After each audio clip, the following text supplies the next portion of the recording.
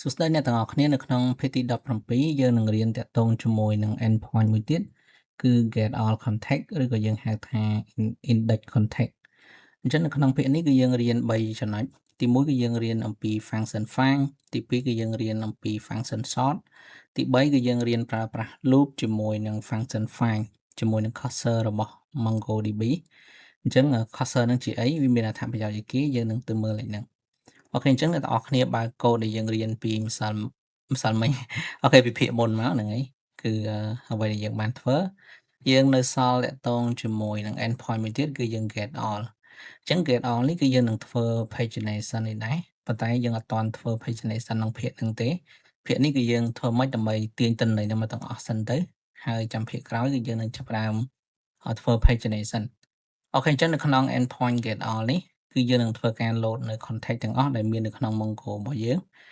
នៅក្នុង collection មួយនេះអញ្ចឹងឥឡូវនេះយើងមាន1បើមាន2ចេញ2បើមាន3ចេញ3អញ្ចឹងនេះគឺជា endpoint get all context របស់យើងអូខេអញ្ចឹងនៅពេលអ្នកនរគ្នា try វាមកគឺយើងអត់ទាន់បានធ្វើអីទេវានឹង return string មួយនេះត្រឡប់មកកាន់ document យើងវិញអូខេឥឡូវតោះយើងចាប់ផ្ដើមធ្វើការ get ទិន្នន័យហ្នឹងមក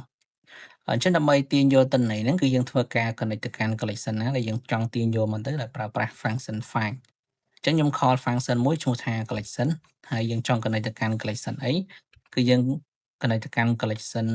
context បាទហើយយើងប្រើប្រាស់ function find មកអូខេអញ្ចឹងចំពោះអ្នកដែល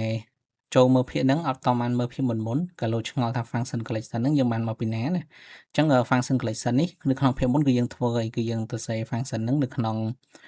folder config MongoDB ដែលយើងបង្កើតវាដើម្បី call វាប្រើរហូតអញ្ចឹងណាយើងអត់ទៅការ connection ដងទេអូខេអញ្ចឹងយើង call function ហ្នឹងមកអ្នកនរអាច check មើលភាគមុនបានហើយបន្តមកទៀតយើងប្រើ function find អញ្ចឹង function find នេះគឺវានឹងទៅរកទាញទិន្នន័យទាំងអស់នៅក្នុង collection context មកដែលមានទាំងប្រមាណហ្នឹងមកហើយវា return ទិន្នន័យហ្នឹងមកឲ្យយើងគឺតម្រង់ជា cursor អ្នកនរគ្នាឃើញបាទអញ្ចឹង cursor នេះតាម document របស់ MongoDB វាគឺជាទិន្នន័យដែលអត់ទាន់ execute មកទេគឺអ្នកនរអាចយក cursor ហ្នឹងទៅ loop បានអញ្ចឹងវាអត់ទាន់ load ទិន្នន័យហ្នឹងចូលមកកាន់ memory របស់យើងទេដើម្បីកុំឲ្យវាធំពេកអញ្ចឹងអ្នកនរអាច loop វាទៅពេលដែលយើង loop បោះទិន្នន័យហ្នឹងមកមួយអញ្ចឹងវានឹងទាញទិន្នន័យម្ដង100ឲ្យមកកាន់ fast API របស់យើងអញ្ចឹងណាចាហ្នឹងគឺជាអត្ថន័យដែលវាបញ្យល់យើងគឺវាសំចៃ memory ប៉ុន្តែឥឡូវនេះ cursor នេះខ្ញុំអត់ទាន់ប្រើទេអ្នកទាំងអស់គ្នាចាប់យកទិន្នន័យហ្នឹងមកទាំងអស់ហើយអ្នកទាំងអស់គ្នាចង់ឃើញវាគឺយើងអាច convert វាមក string មក listen មក .to list អញ្ចឹងយើងបើកបិទវងកញ្ចក់អញ្ចឹងមកអញ្ចឹងនៅពេលអ្នកគ្នាសរសេរ find បែបនេះគឺវានឹងចាប់យកមកទាំងអស់ហើយបន្តមកទៀតយើង convert វាទៅជា list អញ្ចឹងកន្លែងនេះគឺយើងនឹងបាន list នៃ dictionary របស់ context យើងអញ្ចឹងអ្នកគ្នាអាចប្រើប្រាស់context មាន s មកនេះគឺជាទិន្នន័យរបស់ context យើងឥឡូវនេះខ្ញុំអត់ទាន់ return ទៅទេខ្ញុំ print ឲ្យអ្នកទាំងអស់គ្នាមើលសិនថាទិន្នន័យហ្នឹងយើងបានអីគេអញ្ចឹងខ្ញុំដាក់ context បាទឥឡូវនេះខ្ញុំចូលមកកាន់ document របស់យើងខ្ញុំ execute មួយចឹងយើងឃើញអក្សរប៉ុន្តែអ្នកនរគ្នាក៏លេចមកមើល console យើងអញ្ចឹងអ្នកនរគ្នាឃើញតម្រងរបស់យើងគឺជា list នៃ dictionary អញ្ចឹងយើង convert ទៅ list ហើយធាតុខាងក្នុងនៃ list ហ្នឹងគឺជា dictionary នៃ document របស់យើងនេះយើងឃើញណាគឺជា key underscore នេះគឺវាយកចេញពី Mongo មកឥឡូវឧទាហរណ៍ថាខ្ញុំ insert ទិន្នន័យមួយទៀតទៅខ្ញុំចូលមកកាន់ endpoint post នេះខ្ញុំ insert ទិន្នន័យហ្នឹងទៅមកទៅបាទអញ្ចឹងយើង refresh មួយមកយើងបាន2អញ្ចឹងនៅពេលដែលយើង execute endpoint get all នេះវិញយើងនឹងទទួលបានទិន្នន័យ2តែយើងអត់តន់ឃើញហ្នឹងទេយើងអត់តន់ return មកអញ្ចឹងអ្នកនរនឹងឃើញកន្លែងនេះនេះគឺយើងមានទិន្នន័យមួយ document អានេះគឺ2 document អញ្ចឹងយើងបាន2 dictionary អញ្ចឹងយើងត្រូវការ return ទិន្នន័យ2ហ្នឹងត្រឡប់មកកាន់ខាង client វិញអញ្ចឹងអ្នកនរ return មិនអ្នកទាំងអស់គ្នាអាច return context នេះ direct ទៅហ្មងអញ្ចឹងក៏បានដែរប៉ុន្តែអ្នកនរ return អញ្ចឹងទៅវា error អីដោយសារអីerror ហ្នឹងមិនមែនដោយសារ error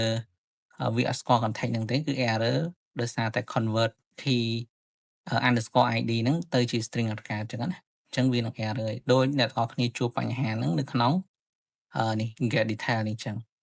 អញ្ចឹងឥឡូវខ្ញុំ execute អ្នកគ្នាមើលតិចទៅអូខេអញ្ចឹង500 error ហើយមូលហេតុគឺវាអត់អាច convert object id ទៅកាន់នេះបានទេដោយសារអីប្រភេទនេះគឺជា object id convert ទៅ JSON គឺ convert កើតទេតែផ្សេងៗទៀតគឺយើងអាច convert បានខុសតែ ID នឹងមួយឯងអញ្ចឹងអ្នកទាំងអស់គ្នាត្រូវធ្វើម៉េចកន្លែងហ្នឹងអញ្ចឹងខ្ញុំអត់ធ្វើអញ្ចឹងទេគឺខ្ញុំ return នេះគឺខ្ញុំអត់ return contact ទៅទេអ្នកទាំងអស់គ្នាចាំភាគមុនគឺយើងបានធ្វើនេះ contact response មួយ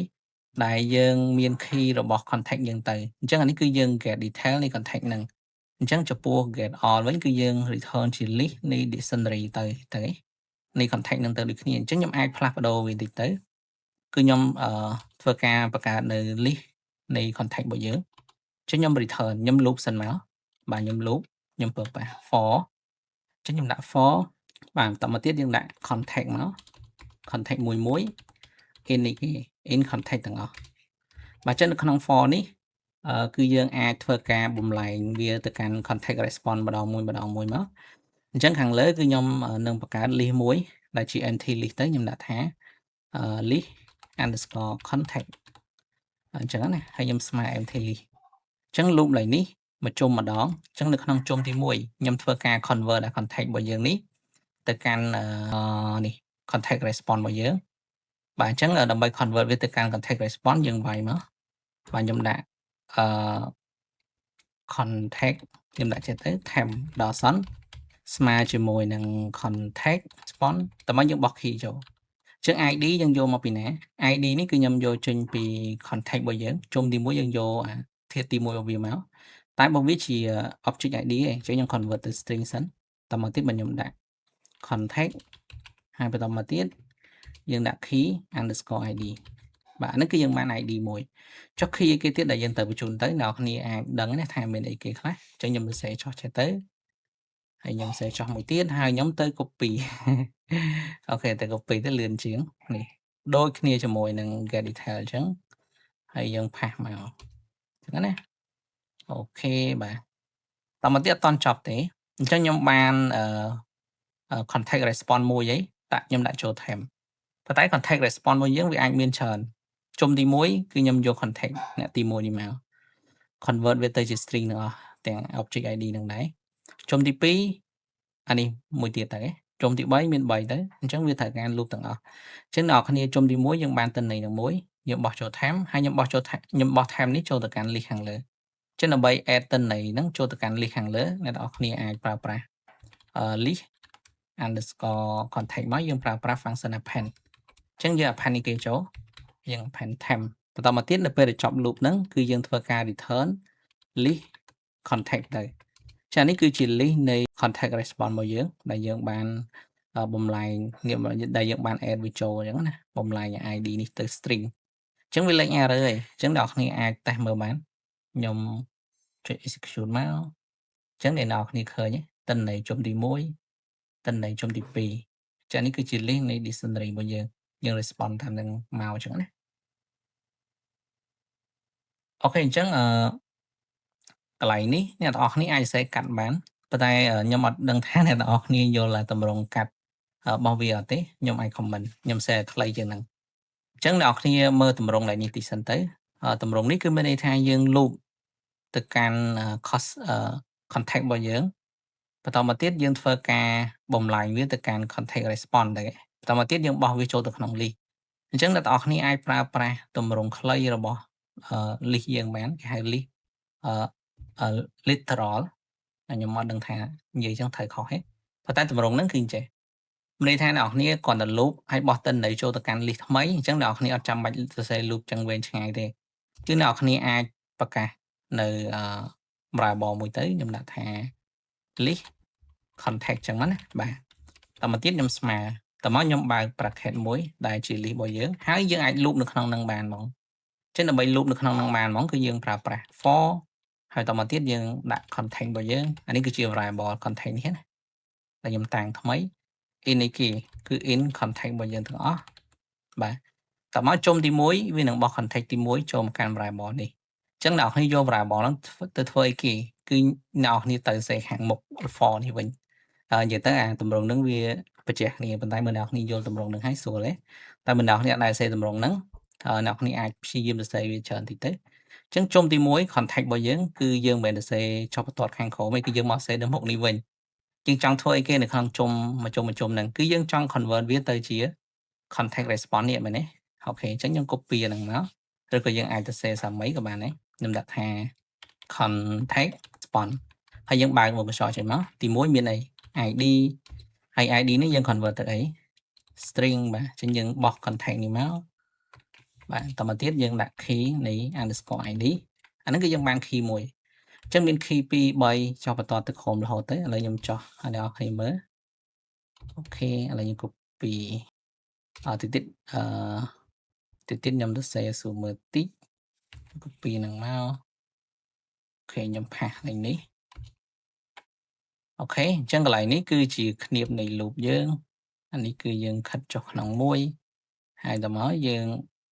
ដាក់ចុះក្រោមចេះអូខេអញ្ចឹងអ្នកនរគ្នាមើលលេខនេះយល់ទេក៏ប៉ុន្តែអត់មានណាគេខ្លីជាងណាគេទេមើលទៅផាប់ហើយគ្នាប៉ុន្តែគាត់ថា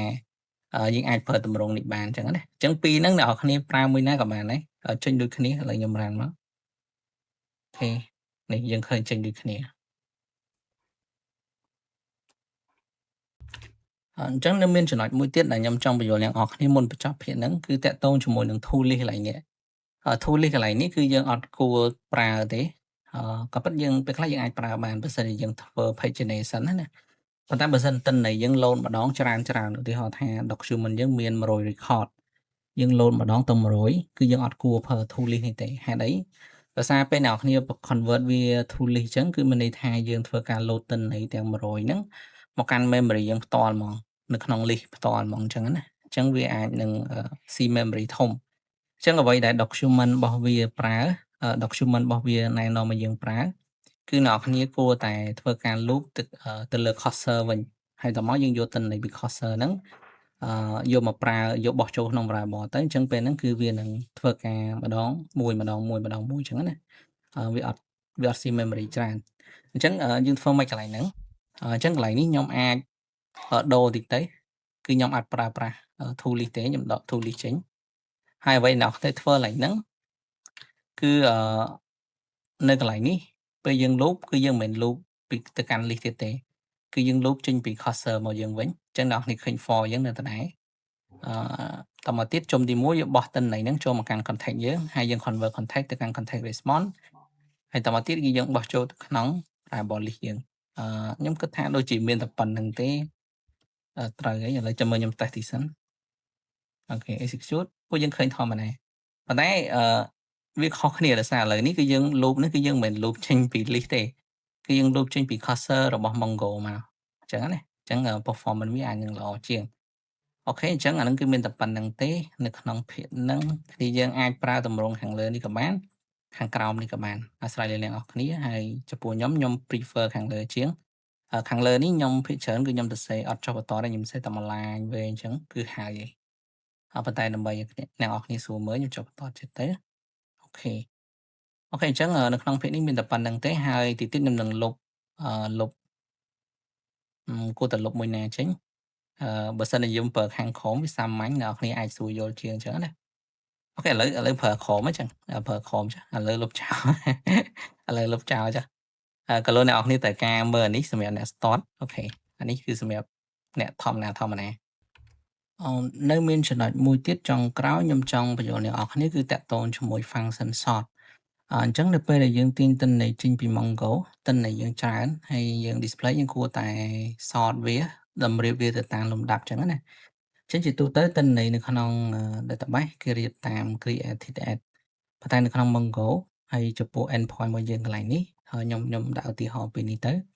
ហើយខ្ញុំចង់តម្រៀបវាតាមអក្សរតូចទៅធំអញ្ចឹងណាឧទាហរណ៍ព្រោះនៅក្នុងសៀវភៅ contact របស់យើងគឺគេរៀបពី A ទៅ Z ហ្នឹងណា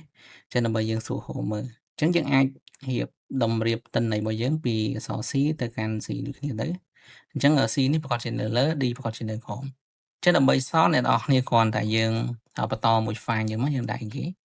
បាទយើងដាក់ sort មកហើយនៅក្នុង function sort នេះតែយើង sort ទៅលើ key អីអញ្ចឹងអ្នកនរគ្នាចង់ sort ឲ្យវា sort ទៅតាមអីក៏បានដែរអញ្ចឹងខ្ញុំចង់ sort ទៅតាម key first name អញ្ចឹងអ្នកនរគ្នាដាក់ first name អញ្ចឹងមកអាហ្នឹងគឺជា key ដែលយើងចង់ sort ណាហើយមួយទៀតគឺអ្នកនរគ្នាអាចកំណត់នៅ direction មកវាបានតើអ្នកគ្នាចង់ sort ពីតូចទៅធំឬក៏ចង់ sort ពីធំមកតូចអញ្ចឹងបើសិនជាអ្នកគ្នាចង់ sort ពីធំមកតូចគឺយើងប្រើ ដកមួយពីតូចទៅធំយើងប្រើមួយអញ្ចឹងឥឡូវបើសិនជាខ្ញុំប្រើមួយគឺមានថាខ្ញុំសតពីតូចទៅធំអញ្ចឹងខ្ញុំអាច send លេខនេះមកបាទនេះយើង send មកអញ្ចឹងអ្នកនរគ្នានឹងបានទិន្នន័យយើងគឺពីតូចទៅធំ C មក D អញ្ចឹងបើយើងដាក់ដកវិញគឺយើងនឹងបានពីធំមកតូចវិញខ្ញុំ execute ម្ដងទៀតអូខេនេះគឺពីធំមកតូចវិញអូខេអញ្ចឹងនៅក្នុងភាគហ្នឹងគឺយើងមានតែប៉ុណ្្នឹងទេហើយយើងនឹងចាប់ផ្ដើមធ្វើ pagination នៅក្នុងភាគក្រោយហើយខ្ញុំនឹងបញ្យល់អ្នកនរគ្នាពីការប្រើប្រាស់ function មួយចំនួនទៀតដូចជា skip និង limit ដើម្បីធ្វើ pagination ហើយជាមួយនឹងរូបមន្តដែលយើងទៅធ្វើ pagination អូខេអញ្ចឹងយើងជួបគ្នានៅភាគក្រោយ